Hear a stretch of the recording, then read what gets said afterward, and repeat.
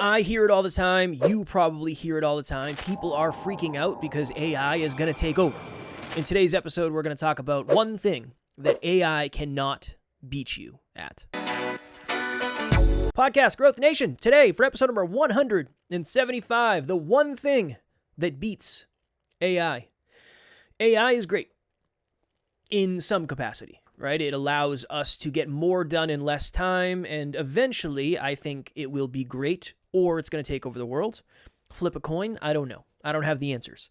But I know a lot of content creators, I know a lot of coaches, I know a lot of speakers, and obviously podcasters are freaking out because there are already AI podcasts.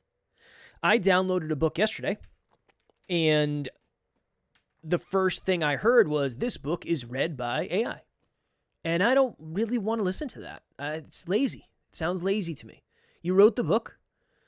At least pay someone to read it.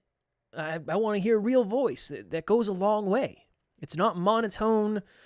There are certain inflections that you need to make as a speaker, so I'm probably not going to finish that book, unfortunately. I wasted my money on that.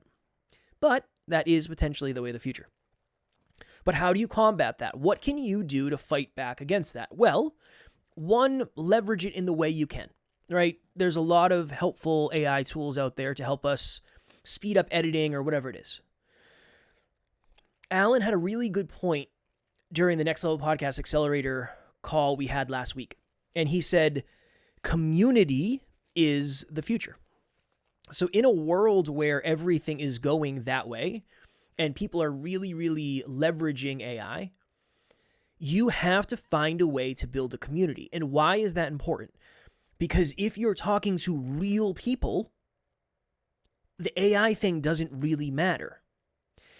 A good example of this is one of the channels we work with is a channel about retirement, one of the YouTube channels.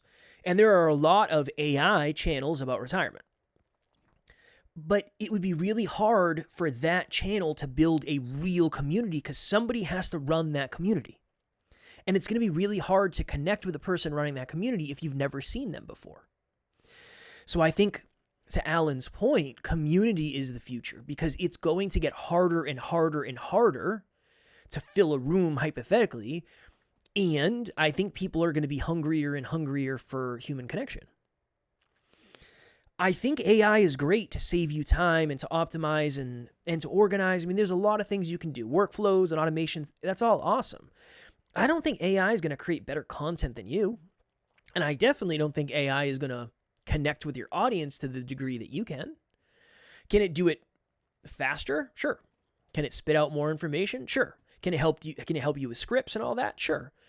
But at the end of the day, this is why it's so important to have a place for your audience to go after they listen.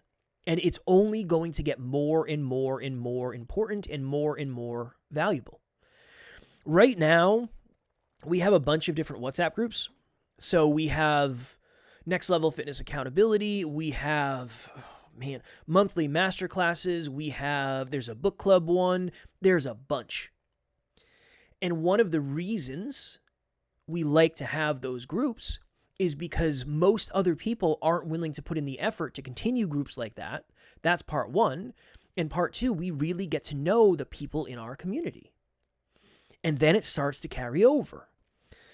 One of the students, that's weird. I don't know if I've ever said that before. One of the students, I guess, in the Next Level Podcast Accelerator heard about the fitness accountability group and said, hey, how do I get in? Then we added that person.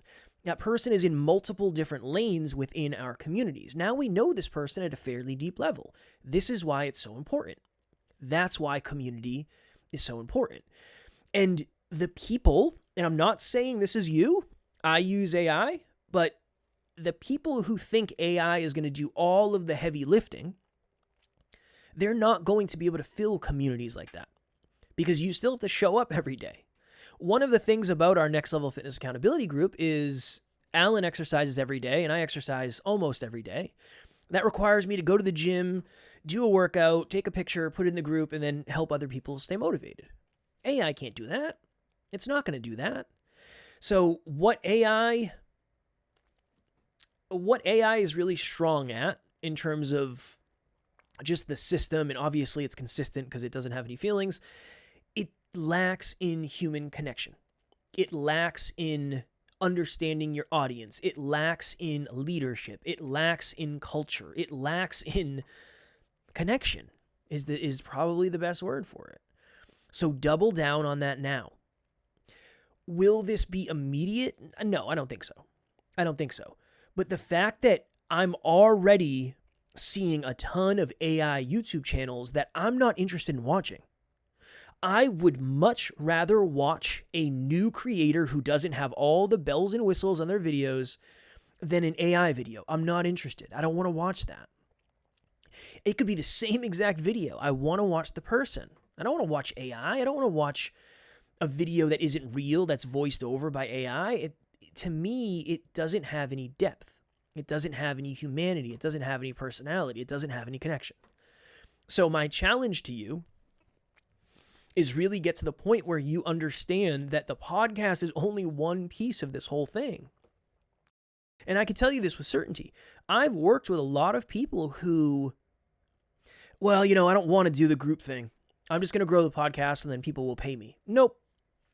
Because you don't know who those people are. You don't know who they are. And you got to get to know your audience, no matter what. If you were creating the blueprint for a band that was going to go from unknown to successful, what would you do? You would start playing shows in your hometown and you would get to know your audience. And then your audience would help you grow. Podcasting is the same thing. It's the same thing. What do musicians do? Same thing. They start underground in their town. Now, again, I'm not saying it has to be your town, but you know what I mean. It has to be your community. You start underground in your town. You do performances there. You get up some buzz. People connect to you. Okay, cool. But you always go back to those places because that's where your raving fans, quote unquote, are. There's something to that.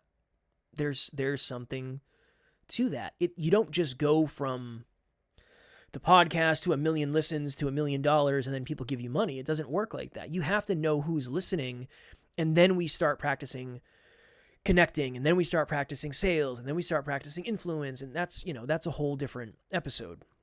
And we've talked, I won't say at length about sales. I mean, we can do more episodes on that for sure, but yeah, this is something I'm really seeing. The person who thinks set it and forget it with the podcast, well, I don't have to do social, I don't have to talk to people, I don't have to do that. We're in troubled times if that's the case, and if that's how you think you're going to win. So that's part one. And then part two is, I think everybody would benefit from some level of group, even though it's a pain in the ass. I know. Even though it's a pain in the ass. I had a client say this to me the other day. They said, do you think it's still worth having the group even though it's really hard to grow? Yes. It's the same thing as the podcast. The podcast is really hard to grow at times. Is it worth having that? I think so. It's not just about how many people are in there. There are layers to it, right? It's not just that. It's not just that number. But those people get a post every day, so they get reminded of you every day. That's important.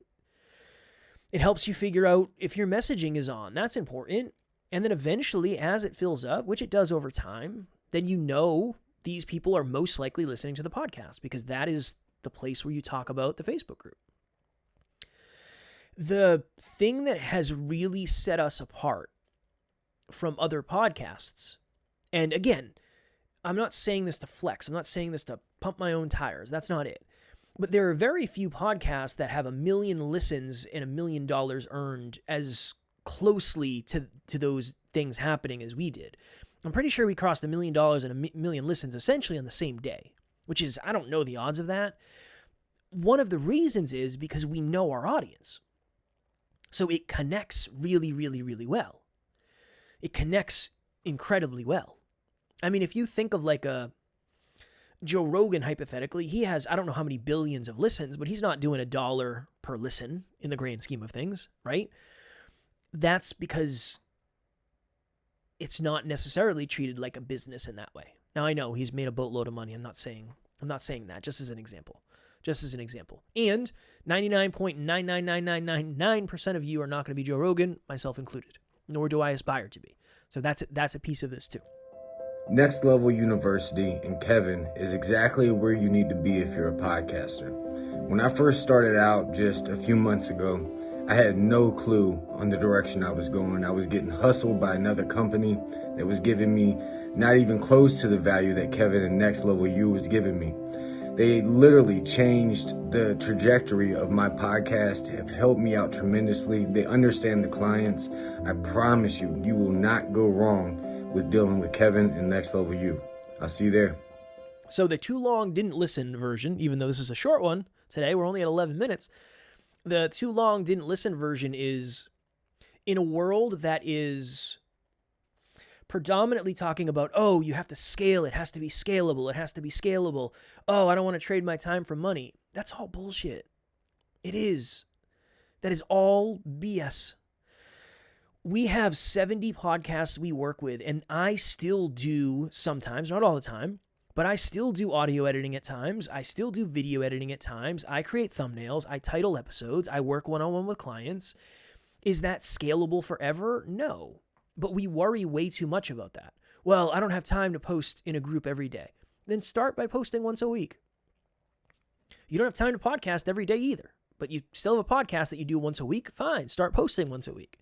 And then maybe it goes up to 2. Maybe it goes, you can kind of go from there. So that's one thought about this. The other thought is a lot of people think that there has to be an exclusivity bias. So all that means is you can't get a hold of me. I'm behind doors. I'm behind walls. I'm behind paywalls. The only way you get to talk to me is if you pay me. That is not the way anymore. That does not, yes, you can do that, but it's not going to lead to podcast success, most likely. I cannot tell you. I had a client come back last week, sent the invoice, waiting on the invoice to get paid. I worked with this client 3 years ago. 3 years ago. And I have answered questions and tried to add value into this person's life for the last 3 years, and they came back. Imagine if I said, nope, you're not paying me. Nope, I won't answer your questions. Obviously, people can take that too far, right? I'm not saying coach somebody for free. I'm not saying that. But I think we swung the pendulum from, well, I want to help people and I'm going to give some stuff away, to I'm not going to give anything away to anybody at any time unless they pay.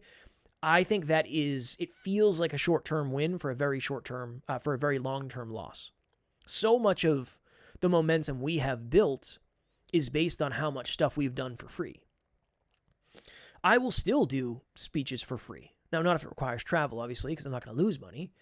But if somebody reaches out to me and says, hey, I have a group of blank people that want blank result, and it seems aligned with what you do, would you be open to giving a speech? Yes, I will give you an hour speech totally free. Why not?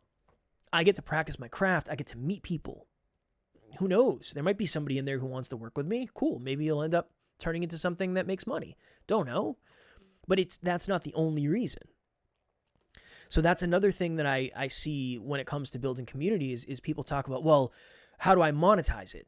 You don't yet.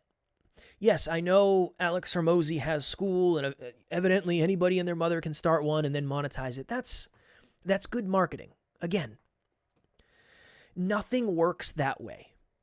Nothing works as well as people say. Almost nothing. Very, very rarely, right? We have 70 clients, okay? Has every single client crushed it? No, they haven't. Some clients, it's really hard to get results for. Some clients, it's really easy to get results for. But I don't come on here and say, well, every client is that way, because that's not true, right? I don't want you to think that. So the monetization of a community happens eventually and over time. It's weird. It's like, you've heard me say absorption before. I could not point to one thing or one post or one conversation within any of our Facebook groups that have led to money. But they all do indirectly. Just like the podcast. It's the same idea. Maybe that's the best frame. Everything you do is indirectly moving somebody towards some sort of monetization opportunity. That's the best way to explain it. Very rarely will somebody hear an episode and say, wow, I got to work with that person. Sometimes it'll happen. If you have the right audience, it might happen more often, but as an idea, it's somewhat rare. Very rarely will you put up a post on social media and somebody will reach out to you and say, hey, I'd like to give you money in exchange for whatever. That's pretty rare. All right. So everything is about moving the needle a little bit. And that is exactly what a community is for. Every day you're pouring into these people's lives. Every day. And they get to know you at a deeper level. They like you at a deeper level. They trust you at a deeper level. And here's one of the things that's really hard to see. Eventually it gets to the point where they say, I have a problem. Who is the person that has the solution? And it might be you because you're the person closest to them in this internet world. I love doing podcast breakthrough sessions. One of the reasons is I get to learn. The second reason is if you've never done another coaching call with a podcast coach, you might reach out to me in the future. Because now I'm kind of branded as the podcast guy. Awesome. Love it. That's a win-win-win-win for me. And it should be a win-win-win for them too. Add value, learn something new, get some tangible tactical takeaways. So I'm all over the place with this episode a little bit just because AI is one thing that allows a lot of things to happen. It allows a lot of things to get easier. But most people are going to end up over-relying on this. That's what happens when something easy comes along is most people just go do that and then they stop trying to get better. That can help you write your show notes. It can help you do a bunch of stuff. But the one thing that I don't want it to do is replace community because it's not going to be able to be a community leader like you. That is my thesis in today's episode. Okay? If you have any questions on this, reach out, please, because this is one thing that has made the biggest difference for us. We've had a Facebook group for many years. And again, there's 800 people in it. It's not 1 million people. It's hard to fill. It's not easy. We post in there every day. There's conversation going on every day. But that has been something that has helped us tremendously. It's just really hard to point to the results that it has brought. So any questions I can answer on that, I am happy to. I hope that you understand the importance of this. I really do. I really do. If it's a numbers game, so let's say Chris Williamson's podcast, Modern Wisdom, let's say he's getting, 100 million listens a month. A subset of people will come to an event of his. He can fill 1,000-seat arena most likely, right? Almost, I don't know if in every city, but probably every state he probably could. I'd have to imagine 1,000-seat arena in every state. But that's just a numbers game for him. Most of us just don't have that level of numbers, right? So if he has 100 million listens and views per month, and it's probably more than that, I don't know. It might be more than that. 1,000 of that is just a percentage. For you, if you have 1,000 listens per month, your percentage is much smaller. It might be one person would come. That's why this community building is so important. Because the outliers don't really have to do it. And oftentimes we model the outliers, but that's not good. We should not model the anomalies. The anomalies are anomalies for a reason because they're rare. They're just statistically rare. Okay, cool. So I hope you understand the importance and you're working on it. Doesn't have to be every day. Doesn't have to be Facebook. Doesn't have to be WhatsApp. Do your own thing. Do it where your audience is. That's totally up to you. But I do think this direction is going to continue to be valuable and more valuable as time passes. All right. I hope you understand the importance of that. I hope you feel more confident in front of the mic on both ends. And I hope the people in your life believe in you more than they did last time you checked in.